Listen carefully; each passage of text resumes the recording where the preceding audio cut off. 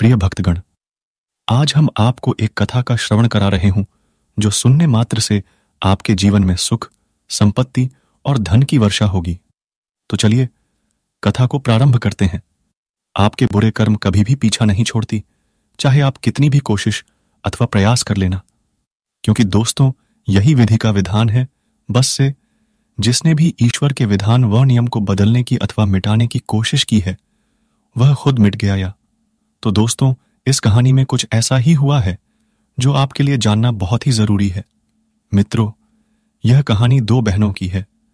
आपसे निवेदन है कि इस कहानी को पूरा ही सुने, वीडियो को स्किप करके आगे ना बढ़ाएं, क्योंकि अधूरा ज्ञान, अधूरी जानकारी कभी किसी के काम नहीं आती है।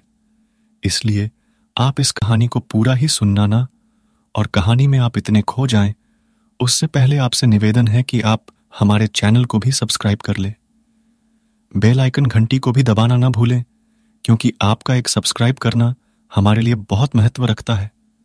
तो चलिए दोस्तों, आपका कीमती समय बर्बाद ना करते हुए अब सीधे इस कहानी की ओर बढ़ते हैं। प्रिय दोस्तों, बहुत साल पहले की बात है। नर्मदा नदी के ठीक पास में कंचन नाम का एक नगर बसा हुआ था, जहां राजा मलय केतु का शासन था। कंचन बटी नगर के पास में ही एक रेतीली बालू हटा नामक जगह थी जहां बहुत सारी रेतीली बालू थी, जिसके पास में एक बड़ी डेढ़ा सा पेड़ डिश खड़ा हुआ था। दोस्तों, उस पेड़ पर एक चील रहती थी और नीचे एक गीदड़ रहता था, जिन दोनों में बहुत ही गहरी दोस्ती थी। एक दूसरे से बहुत ही प्रेम करते थे। मित्रों, एक दिन दोनों ने विचार किया कि यहाँ की सारी महिलाएं जितिया व्रत करती हैं, तो क्यों ना हम दोनों भी इस व्रत को कर लें। तब दोस्तों गीदड़ ने कहा, हम व्रत कैसे कर सकते हैं, क्योंकि हम तो पशु हैं और आप एक पक्षी हो ना, तो हमारे पास कोई पूजन सामग्री है और ना हम इंसानों जैसी पूजा कर सकते हैं। तभी चील ने कहा, हम लोग ऐसे हैं तो क्या हुआ, पूजा पाठ नहीं कर सकते पर व्रत तो कर सकते हैं। दोस्तों, इसी सोच के साथ दोनों ने अपने दिल में ठान लिया कि अब हम यह व्रत अवश्य करेंगे। फिर मित्रों, उन्होंने श्री जीउत बहन भगवान को मन ही मन नमस्कार करते हुए कहा कि हे प्रभु, हम आपकी पूजा और व्रत पूरी विधि के साथ करेंगे। दोस्तों, जैसे ही व्रत का दिन आया, दोनों ने व्रत रखा तो पास के ही एक धनवान व्यापारी की अकस्मात मौत हो गई। उसको अंतिम विदाई देने के लिए उसे बाल हाटा में लाया गया, जहां बहुत रेतीली बालू थी, जहां गीदड़ और चील रहते थे। प्रिय दोस्तों, तो इधर व्रत के दिन गीदड़ा ने जब मरे हुए व्यक्ति को देखा था तो उसे भूख लगने लगी और वह खुद को रोक नहीं पाया, या फिर मरे हुए व्यक्ति का मांस खाने लगा था, जिस वजह से उसका व्रत टूट गया। दोस्तों, उधर उस व्यापारी के सब को जब चील ने भी देखा तो उस पर भी नहीं रुका गया। उसको भी भूख लग गई, परंतु उसने अपने व्रत के कारण उसका मांस नहीं खाया, जिससे उसका व्रत बच गया। दोस्तों, आगे चलकर के समयानुसार दोनों की मौत हो जाती है। उसके बाद चील और गीदड़ दोनों अगले जन्म में कंचन बट्टी के भास्कर नामक ब्राह्मण के घर में बेटी के रूप में पैदा हुए। मित्रों, चील का जन्म बिडरेडी बहन के रूप में हुआ, जिसका नाम शीलवती पेडीहा, और उसकी शादी बुद्धसेन नामक लड़डी काके से कराई गई थी। और गीदड़ का जन्म उसकी छोटी बहन कपडेढ़ा पति के रूप में हुआ था। समय आने पर उसका विभाग कंचन बट्टी के राजा मलयकेत से उसके पिता ने करवाया। दोस्तों, भले ही प्राप्ति विवाह के बाद कंचन बट्टी की रानी बन गई हो, लेकिन उसे बेटा का सुख नहीं मिला। दोस्तों, उसके घर में जितने भी बच्चे उसके गर्भ से जन्म लेते थे वो उसी दिन मर जाती थी। ऐसा होते होते कोपरावती काफी परेशान हो गई। दोस्तों, इधर उसकी बड़ेढ़ी बहन शीलवती को 7 बेटी हुई थी, जिससे शीलवती खुश थी। जब उसके सभी बेटे बड़े हो गए तो उन्होंने महल में कार्य करना शुरू कर दिया, जो महल कपड़ा बस्ती का था। प्रिय दोस्तों, उधर अपनी दीदी के बेटों को देखकर धीरे धीरे कपड़ावती रानी के मन में जलन का भाव पैदा होने लगा। फिर उसने इसी जलन की वजह से अपने पति को कहकर अपनी दीदी के सारे बेटों के सिर कटवाकर एक बर्तन में रख दिए। उन सभी 7 बर्तनों को कपड़ावती ने लाल रंग के कपड़े से ढक दिया और अपनी दीदी शीलवती के पास भेजवा दिया।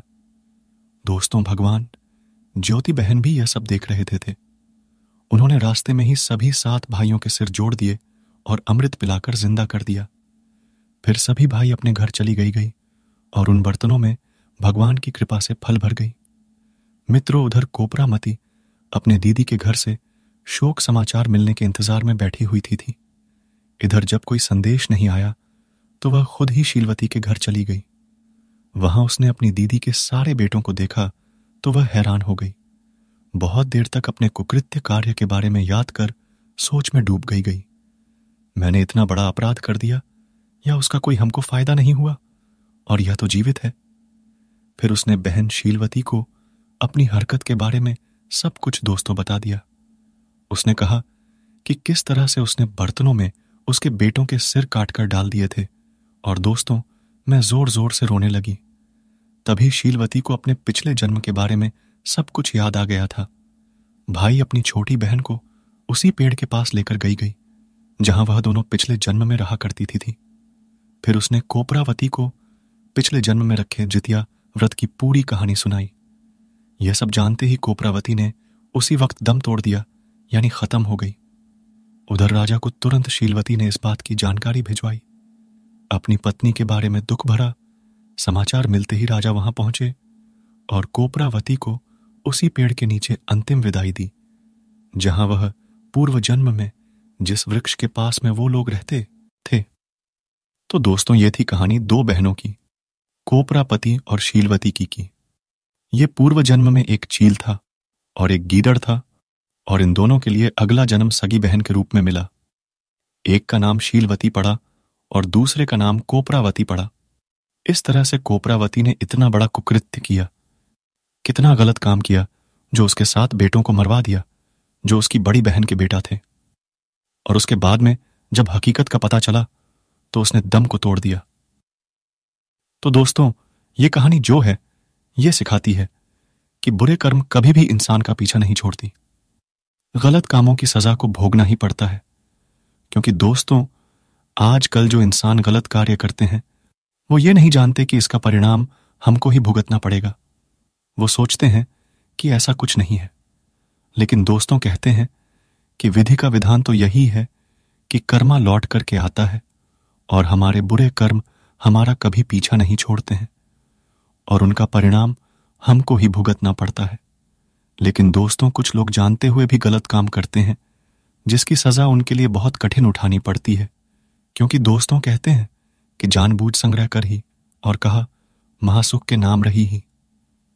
यानी गोस्वामी तुलसीदास जी रामचरित में कहते हैं कि जो लोग जानबूझ करके गलत काम करते हैं तो उनके लिए तो जो परिणाम मिलता है, उसका जो फल मिलता है वो बहुत ज्यादा मिलता है और भुगतना पड़ता है। इसलिए दोस्तों, आप लोगों से यही कहना है कि जो यह कहानी सिखाती है कि बुरे कर्म जब हमारे पीछे जरूर लौट करके आते हैं, भगवान शिव माता पार्वती से कहते हैं कि अगर कोई इंसान दृढ़ निश्चय करना सीख जाए तो उनके सारे दुख दूर हो जाएंगे। तब माता पार्वती कहती हैं, हे देवों के देव महादेव, आप पहेलियां अक्सर बुझाते हैं, कृपया मुझे विस्तार से बताएं। तब भगवान शिव कहते हैं, हे देवी, आप इस कहानी को ध्यान लगाकर सुने जो जनकल्याण के लिए भी हितकारी है। अगर आप यह कहानी सुन रहे हैं तो पूरा सुनिए। इस कथा को आधा अधूरा छोड़कर जाने की गलती मत करिएगा, क्योंकि इस पवित्र कथा को पूरा सुनने से मनचाहा फल की प्राप्ति होगी। इसलिए इस कथा को पूरा सुने। आप शिव भक्त हैं तो भोलेनाथ का अनादर न करें। एक समय की बात है, एक राज्य में एक चतुर राजा हुआ करता था। उसका राज्य पहाड़ों की वादियों में था। चारों तरफ पहाड़ ही पहाड़ थे, हर तरफ हरियाली थी, हर तरफ एक कुदरत का सुंदर दृश्य था। उस राज्य के राजा के पास बेशुमार संपत्ति भरी सेना और उस राजा से प्रेम करने वाली प्रजा भी थी।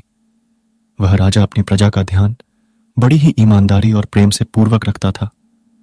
वहां का प्रजा अपने राजा से बहुत खुश था और वह राजा भी अपनी प्रजा से बहुत खुश था।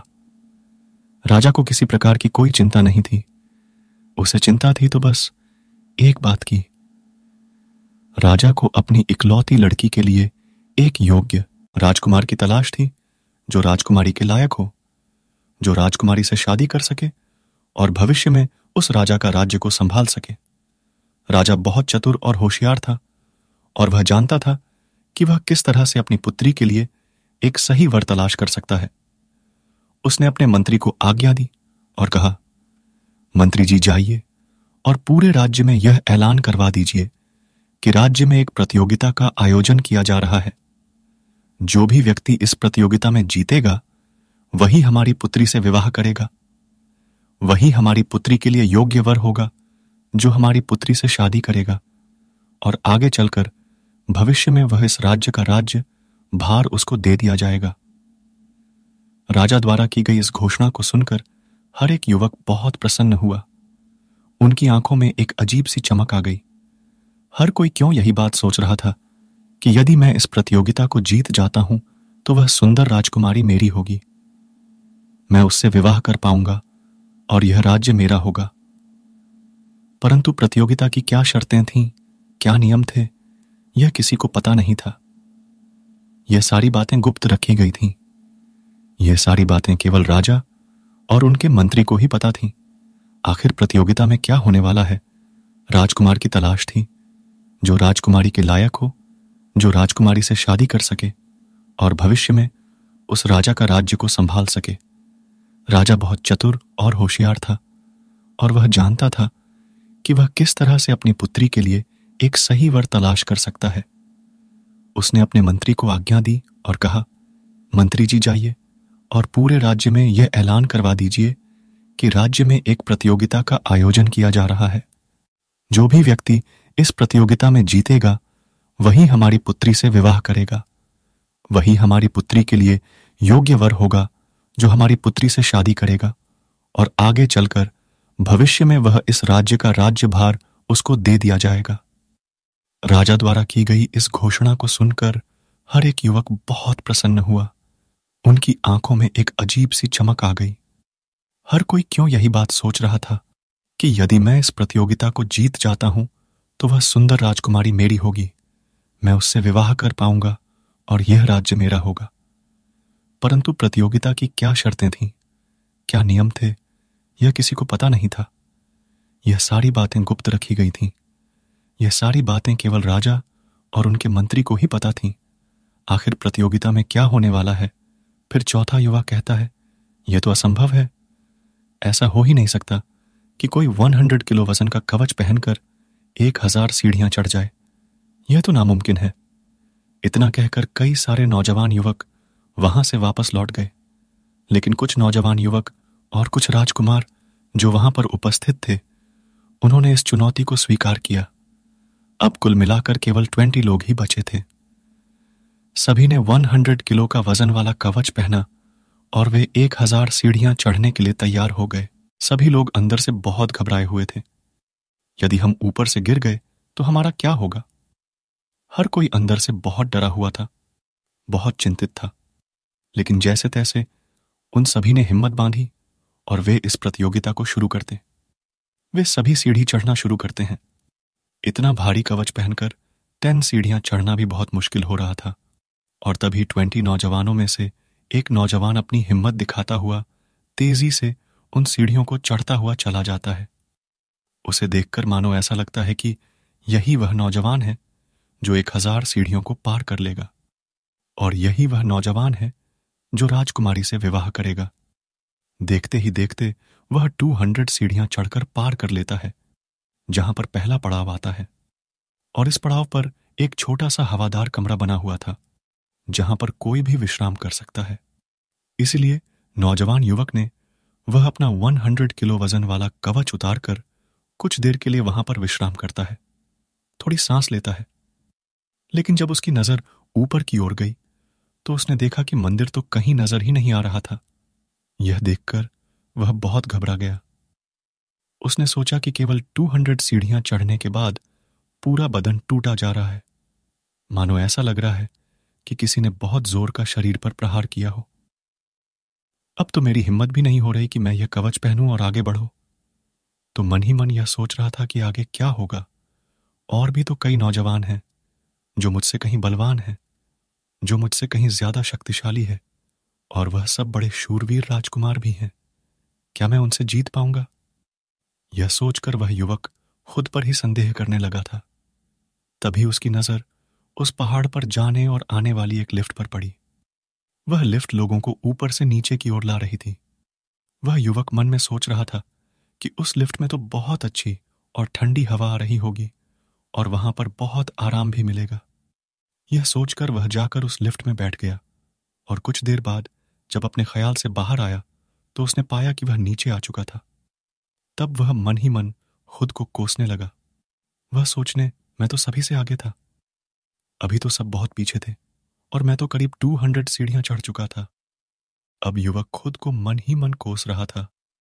तभी उसने देखा कि कुछ और लोग भी उसी लिफ्ट के सहारे नीचे आ चुके हैं। यह सब देखकर उसे बहुत दुख हुआ और वे सभी अपने घर की ओर लौट गए। लेकिन कुछ लोग जो अब भी उस सीढ़ियों को चढ़ रहे थे, उनमें से एक युवक मन ही मन ख्यालों में डूबा हुआ था। वह यह सोच रहा था कि बस एक कदम, और मुझे तो बस एक कदम आगे बढ़ते जाना है और इस प्रतियोगिता को जीतना है, क्योंकि यदि मैं नहीं जीतूंगा तो कोई और जीत जाएगा और कोई और राजकुमारी से विवाह कर लेगा और वह राज्य उसका हो जाएगा। इसलिए मुझे यह प्रतियोगिता जितनी ही है। और इसी ख्यालों में मैं डूबा हुआ था। जब वह प्रतियोगिता जीतेगा तो उसकी शादी राजकुमारी से हो जाएगी, जो इस नगर की सबसे सुंदर युवती है, और इसके साथ ही उसे यह राज भी मिल जाएगा। वह युवक अपनी लालच की इन कल्पनाओं में डूबा हुआ था। तभी अचानक उसका ध्यान सीढ़ियों पर से हट गया और उसका पैर फिसल गया। वह सीढ़ियों से फिसलता हुआ सीधा नीचे आ गिरा। जब वह नीचे पहुंचा तो एहसास हुआ कि उसे बहुत गंभीर चोटें लगी हैं। राजा ने मंत्री को आदेश दिया कि तुरंत इनका इलाज करवाया जाए। मंत्री ने राजा की आज्ञा का पालन किया। उस युवक को तुरंत ही इलाज के लिए ले जाया गया, लेकिन कुछ लोग अब भी ऊपर की ओर बढ़ाते जा रहे थे। जब यह लोग दूसरे पड़ाव पर पहुंचे, तब उनमें से एक व्यक्ति दूसरे व्यक्ति से कहता है, अरे भाई, वह तो इतना ताकतवर था, फिर भी उसका पैर फिसल गया और वह नीचे जा गिरा। पता नहीं उसे कितने चोटें आई होंगी, पता नहीं उसकी कितनी हड्डियां टूटी होंगी, आखिर इतनी ऊपर से नीचे जाकर गिरा है।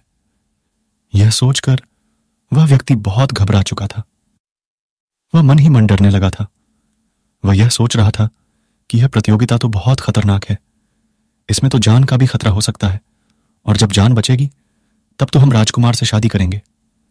यह सोचकर वे तीनों व्यक्ति एक साथ नीचे आ जाता है, और जब ये लोग नीचे पहुंचते हैं तो उन्हें महसूस होने लगता है कि वह डर के कारण हार मान चुके थे।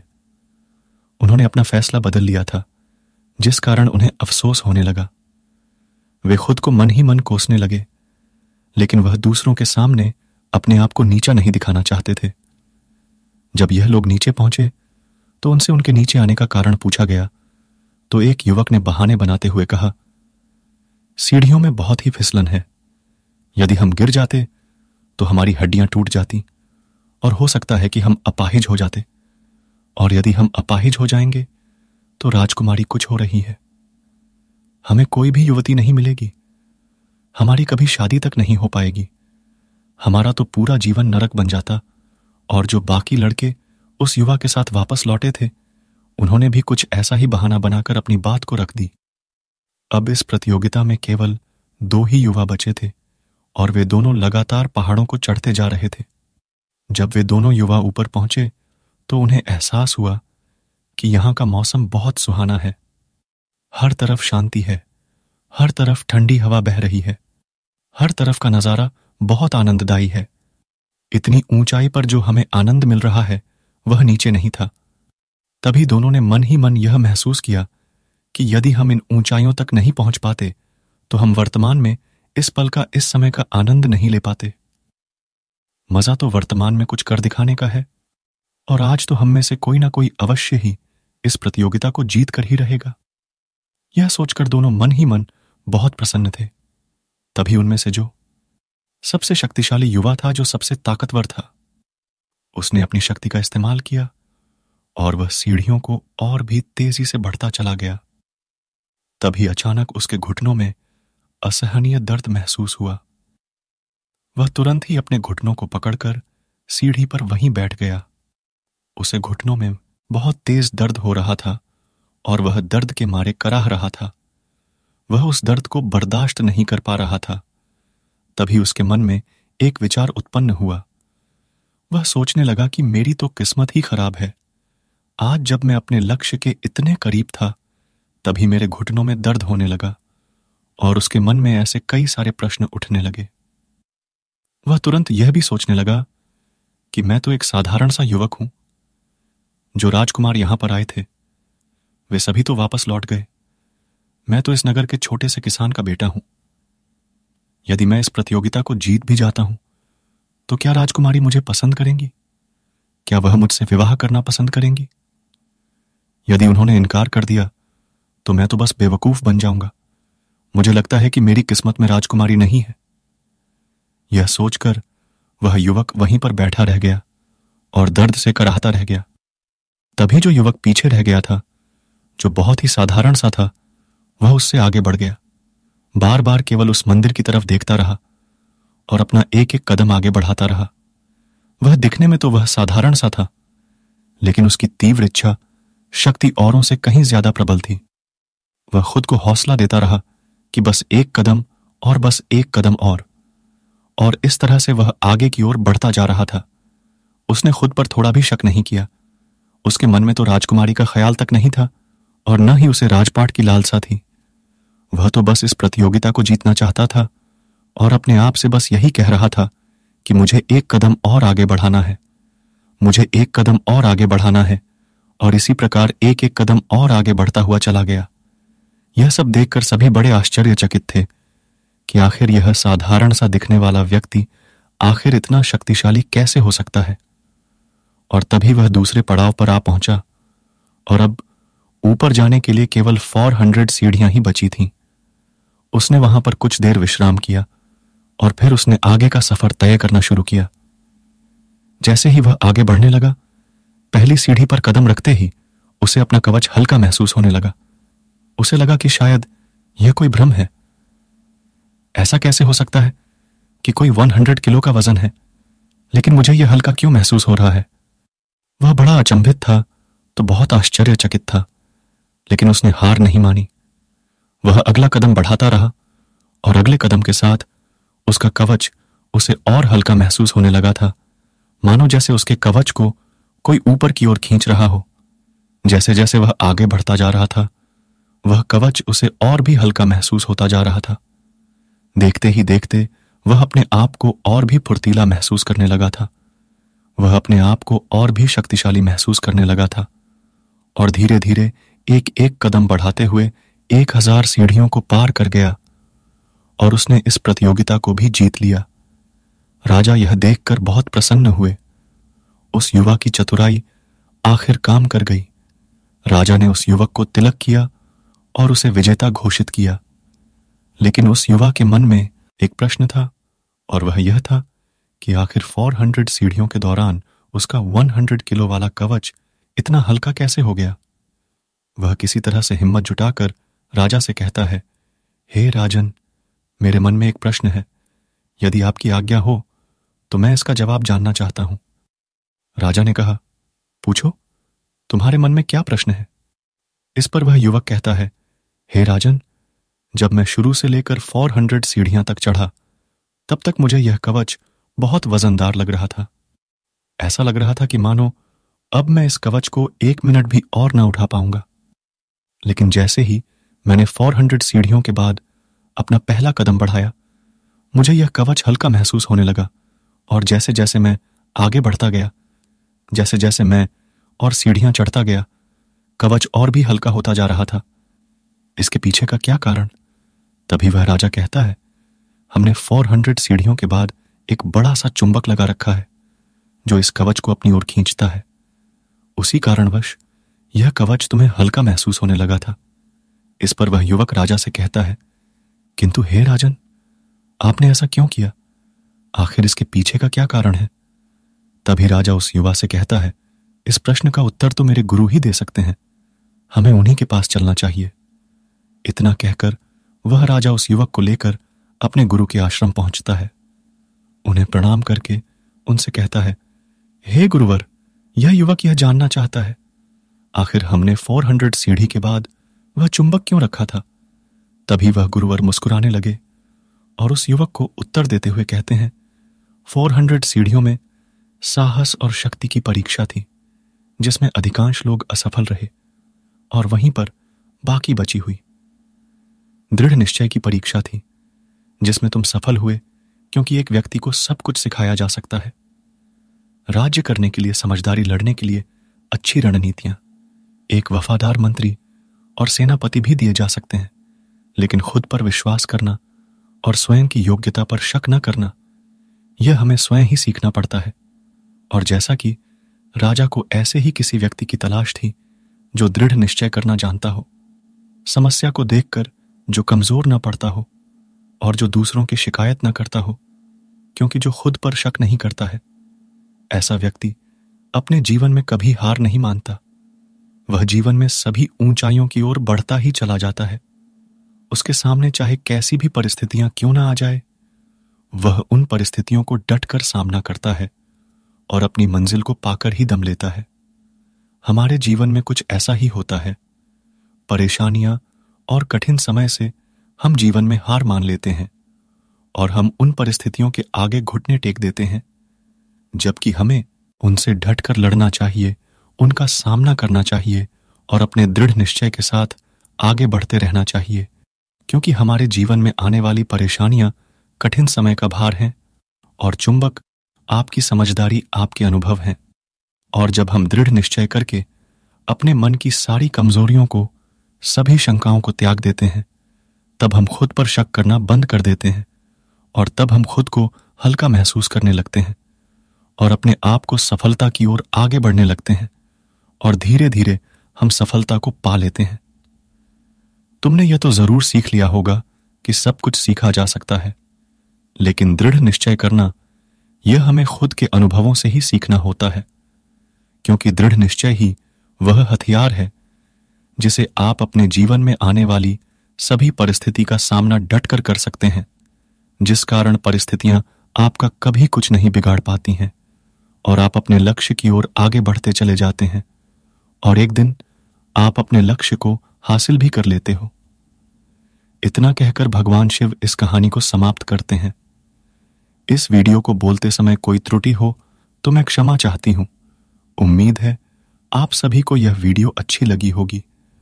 अगर आप शिव के सच्चे भक्त हैं तो चैनल को सब्सक्राइब और वीडियो को लाइक करके कमेंट में हर हर महादेव लिख दीजिए।